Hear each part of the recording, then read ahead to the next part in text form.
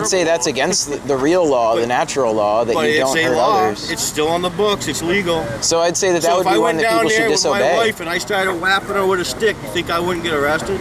You'd still get arrested. I can challenge. All right. Yeah, so it's wrong to hurt other people. So exactly. So I mean, I just wish you guys would come to some common sense and let's all agree that you shouldn't follow these girls around until after the trial. It's not saying you lost a battle, man. I think you should spend more time on the trial and other activist type things. I've spent plenty of time preparing for court in the past. I'm open to suggestions if you have a better... suggesting, but see, that's the thing. No matter what other people suggest, you're going to just turn it around and say, well, that's not what I'm going to do. Here's the thing. There's a lot of times... That's what I'm doing. It's called freedom. Shouldn't you spend more time doing something? Dude, I'm a disabled veteran. I have a lot of time on my hands. Okay. Okay? I mean, you're allowed to do that. I'm just saying. I make a shitload of money. What you were just No, I'm not accusing these guys of anything. I'm just saying there's the difference between being an idiot and following people around and harassing somebody, all right? Causing these people harm, really, because they go home and they're stressing out, and their husband's going to wife to deal with it. That's different. Well, Rob, I'm glad we agree on some things, right? You said you like Cop Block. Yeah, I believe it. Because that guy, there's a guy who's the cop that started it. Pete Ayer? No, I'm talking about him. The guy that actually, the cop that quit and started the whole cop. Oh, you know who I'm talking about? I think you mean the Fletcher Rights guys. Cooper, oh, Barry Cooper. Never get busted? Barry Cooper. I've met Barry. You know that? Yeah, he's a cool guy. He's a really cool guy. Yeah. So that I see stuff like that. Yeah. I believe hey, smoke all the pot you want, but you start. I've smoked with Barry Cooper actually. Pushing stuff on people, man. I mean, come on. Barry came to New Don't be sitting out here at the common like I just saw 3 kids do. I just saw 3 kids over there packing a ball like it was cool, and I'm thinking, guys, come on. There's a place and time. You want to be an idiot and make pot smoking look bad? That's the way to do it. You want to legalize it and make other people, less. Hey, go home and smoke your shit. The point of smoking in public, if you're an activist, is there's nothing wrong with this activity. At least that's how I interpret it. Okay, but what if there's children around? I don't smoke weed. So, what about there's people smoke cigarettes with children around? Yeah, I know, and that's too. I quit smoking after 20-something years, but you know what? Her parents are in prison. Okay, her parents are in prison because of drugs. Do you think I want to come down here? Because people are doing marijuana and some people are fine just with marijuana. Yeah. But there's a lot of people who graduate onto something more and more. I got some friends who now are stuck on heroin in there. She has high risk. Well, I agree with you that drugs can be a very bad societal problem. So I don't want to come down and expose her to something that she shouldn't be. I feel like the solution to someone with a drug problem is not to arrest them. It's to give them help. They need help to do it. I don't feel like arresting them. And I won't presume to know why her parents are in prison, but if they have a problem, I can understand that. And maybe we should help them instead of arresting them. And they are doing drugs. They're starting up a drug war. I don't know if that's going to help people. I'm not sure about that. Well, you got to start somewhere, guys. Kind of like what you guys. Well, the way you start is you legalize drugs. Exactly. At least just not enforce those laws. Even if the laws don't change, if the police just decided this is a waste of our time, we have more important things to do. That's pretty much how it happened in Amsterdam. It wasn't that the law changed; they just said we're not enforcing it. They got the lowest disease rate. Actually, Portugal has had drug decriminalization now for over a decade, and the amount of addicts in Portugal has cut in half. And there's way less crime as a result of that. So, unfortunately, you've got some people. So this whole war on drugs is a crock. I'm surprised Kim Diamond wasn't here today because she's the one advocating for banning the synthetic cannabis downtown. But what she doesn't realize is she's just creating more of the same problem. The reason why synthetic cannabis exists is because the real stuff's illegal. So had the real stuff never been made illegal, we wouldn't have this other stuff. It's like with alcohol or anything else. Cigarette, hey. Prohibition doesn't work. Right. And anyway, I'm glad that we agree on something. Okay, Rob, so listen, before I leave, what's the deal on you're not going to stop following? I'm going to continue to be respectful of the parking enforcers. I'm not going to stop talking to Jane. I've always been friendly. I've always been nice. I've never said anything mean to them. Okay, so basically, I had an idea the other day about the day you guys go out and start putting out your little things on the cars. I'll follow behind and take them off and throw them in the trash. That's what I'm going to do. If you want to spend your time doing that, I'll just shoot some video of it. Because you guys spend your time so avidly doing that. I'll spend my time doing that. How about you be, so the enforcer will be here, we'll be 20 feet in front of them, you can be 20 feet, filling the meters so we can't get them. No, you guys fill the meters, and I'm going to take the things off and throw them in the trash. Okay, well. Maybe Sorry you feel that way. I would say now that would be a felony if you did. No, it wouldn't, because it's public property. Once you put that on somebody's car, it's public property. You didn't let me finish my statement. If you did that to the parking ticket, that'd probably be a felony do that to a charge. parking ticket. So what if Why I would I take a parking ticket off here? What if I put a $20 bill on each car? And would you Why take don't you those? do that? Well, help people pay for the parking. You know, either way, it's theft, right? Okay, it's not your property. Goodbye, Eddie. Like there was a time when I wouldn't probably do anything if you wanted to do that, but I view it as a gift to the vehicle owner for me, just as if I left a $20 bill. well, the parking. You say it here. You throw this away. The parking enforcers were destroying our cards at one point, and then we talked to them about it, and we said, you know, we don't think it's. We were totally polite about it and totally nice, and they decided voluntarily after a week of doing it to not do it anymore. And I think that was a good decision and a good ruling that we came to. I would encourage you, if you did want to destroy our stuff, to maybe instead think of printing up your own flyer. No, that I'm you could not going leave. to do that. I'm not putting flyer. That's the whole thing. Why would I do that? I'm contradicting myself. Well, it's like more speech as opposed to less. About putting stuff on people's cars. You know, maybe you guys, you got to get rid of that logo because Disney's on here right now. Right? I'm not worried about that. I don't believe in those ideas that if someone creates something that you can't use it. Yeah.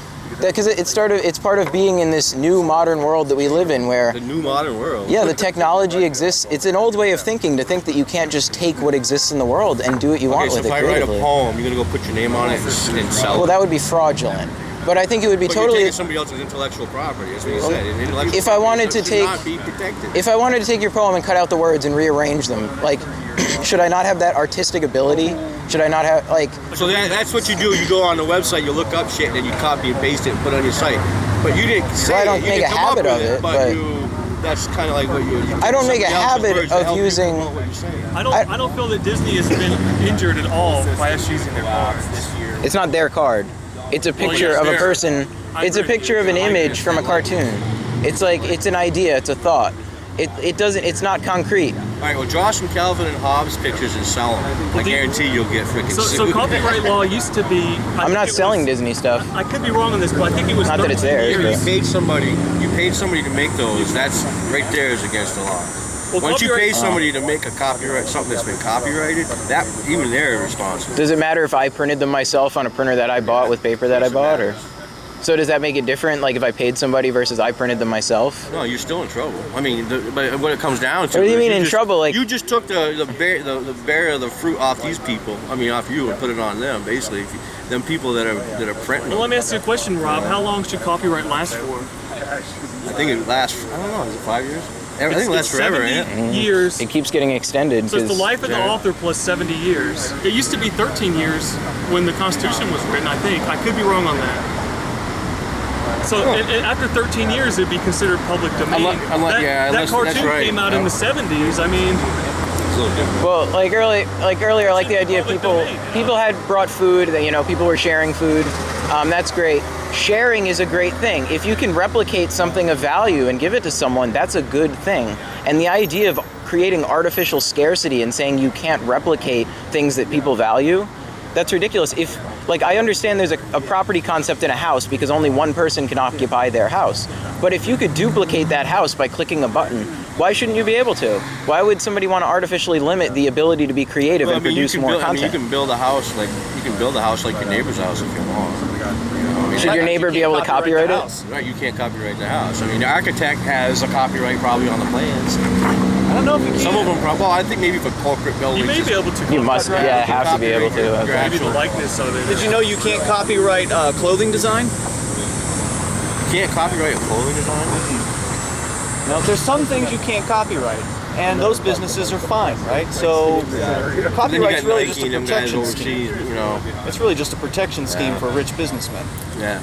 And I create content. I've made lots of videos about parking enforcement and the things that we've done, and I haven't heard any complaints, aside from one of the enforcers at one time, about the content I've created. They don't think it's demeaning or harassing or anything like that. And it's all lighthearted and funny. You can watch it on Cheshire TV. Really. I mean, that's You know, that's all fine. It's apples and oranges, buddy. But when it comes to like following people around, like I said, I'm gonna leave now. I kept saying, I'm gonna leave. You guys keep me here. If you want, I know your point. You ain't gotta go no further. I mean, if you take the cards, I guess I take issue. In theory, it's theft. You're saying it's public property. It's not theft. It's public. Once you leave it there, it's like throwing trash away. Well, once you leave it there and you walk away, it's no longer yours and it's not their property. I mean, if you want to be a law-abiding person, the state of New Hampshire says it has to be abandoned for 5 years.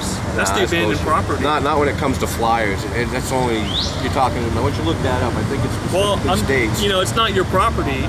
Just as if I left an envelope and I wrote on the envelope, to the owner of this vehicle, would you have the right to take that? Nope, but I'm going to say so this. If you hand out flyers on the street to people, right, that you're giving, it's public, it's a public. So do you have the right to come up and grab my flyers and throw them in the garbage? No, but if you give me them, I will. Well, once you hand it to me, I can do what I want with it. What is there, like a rule now? That's because it's yours. Right, because it's mine. But you leave them on cars, you leave stuff on cars, you're open. It's now the vehicle owner's property. No, it isn't. Okay, because that vehicle owner didn't give you permission to put it there. So He's got an argument. So you're putting something on a vehicle that you have no permission to put there, so therefore it's public. So okay, I'm right because I've actually called the cops on this. Let me ask you a question, Rob. Can you leave a door hanger on someone's door? Sure. Well, could you come around and then take that door hanger? Sure. Well, I'm not taking something that I'm giving to someone else. I mean, you wouldn't want to. I would say that would mean you're entering onto someone else's property to remove something. If you went onto somebody else, so maybe it's a little bit different, but it's not illegal. I'm trying to follow your logic here. I'm not. Of course you are. You're trying to. What you're trying to do is put your logic into me. I'll be like, hey Rob, every day I'll be like, man, hey Rob, how's it going? I'll be nice, and we can. You can come take the cards and do what you think. Yeah, that's what I'm gonna do. I don't care. All right.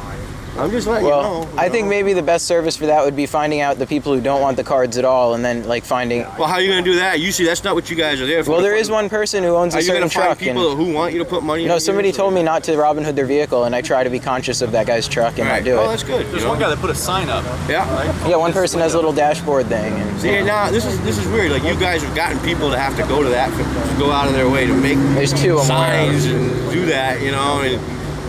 So now you're not only, and you're doing what you're doing as an activist, you're affecting everybody. In theory, they could find our card, Rob, and they could write a check to the city of Keene for $5 if they want to. Okay, good. Well, if you want a City of Keene service, you may have to pay like for some permit, but we don't even make you get an official permit. If you just put a little note saying you don't want our service, we're cool with that, and we won't force it upon anyone. I think actually you do have to have a permit to put flyers on cars. First Amendment. But you can't go down to like Walmart and put stuff. Yeah, private lots you can't. Property, no. Yeah. Right. So, well, if they made these private spots, they sold them to the landowners. You know what I think they would do is just make a really big garage. Hey, Jesse, see you. Yeah. They just need to make a really big car garage because really this town is getting bigger and bigger every year. Well, the underground problem is when you put the government in charge of something, they screw it up. And so most people agree with you. Needless to say, that's beyond my control. I don't know. I don't have enough knowledge and education to know how these guys work or what they do. All right. But I've been arrested before. I know the system. Okay. Well, me too. So I mean, I don't want to get arrested. I don't like getting arrested. But I tell you what, when I do something that I break the law, I know. I mean, I'll extend an invitation to you if you want to witness the Robin Hood. Next Saturday, you can meet me downtown 8:30. We can go out and you can kind of see what goes on if you prefer. Well, I think somebody's going to call me next time you guys show up, and I'm going to just shoot down and meet you guys. Our friendly enforcer. Yeah, meet our friendly enforcer, just so I can do that. Sorry you've been taken care of. So it's just a matter of whether I want to get up that. They'll be using you as a diversion. We'll be having a conversation instead of conversation with them. I'm doing it. They didn't have no control. I'm just doing it on my own free will. They, so they don't have no control over why I'm there. Mm-hmm. So it's not on them. I'm doing this out of my own. Yeah, I thought it was great when Alan had one of his friends come out and was asking us questions on camera. Not too many people actually come out and film us. I don't even know who these people are. Well, I don't know if you've seen the video of a friend of his pastor was asking us questions. Yes, I saw that. Yeah. Yeah, and I thought as strange as that was, I thought it was great that someone came out and filmed and got their own video and perspective and everything. I might do a little bit. Yeah. Not to especially if you have but I'm just gonna be make a record. It's great. More records are better. I just want them basically to be left alone. They want to be left alone. And if you're not going to leave them alone, then I guess maybe I'll have to bring me and more people. And you guys bring more people. We'll have a big party walking down the street. What if the mayor says, I want to be left alone? No citizen can talk to me anymore. I'm just asking you, can you be consistent here? Would that be legitimate to you? Yeah, I think if you wanted to talk to the mayor, you can make an appointment. Well, why can't I talk to someone who works for the mayor? Then that's on the mayor. I guess you can write a bad letter and say the mayor's an ass. I mean, hey. Ultimately, the parking enforcer works for the mayor. Yeah, well, the mayor's in control of the town. I think Prince John is the. Why does that matter? Wielding the crown. The city council hires the manager, and then the manager hires all the. Well, I recommend that you look at the New Hampshire Constitution. Article 8 says government officials and their servants, I think, or something. But pretty much everyone who works for the government is supposed to be open and accountable. At all times. What does that mean to you? I mean, come on, it makes a big difference now when you're talking about being accountable for. You can't say, oh, well, you're accountable for writing somebody a ticket, a ransom. Come on, I mean, you're doing a job, dude.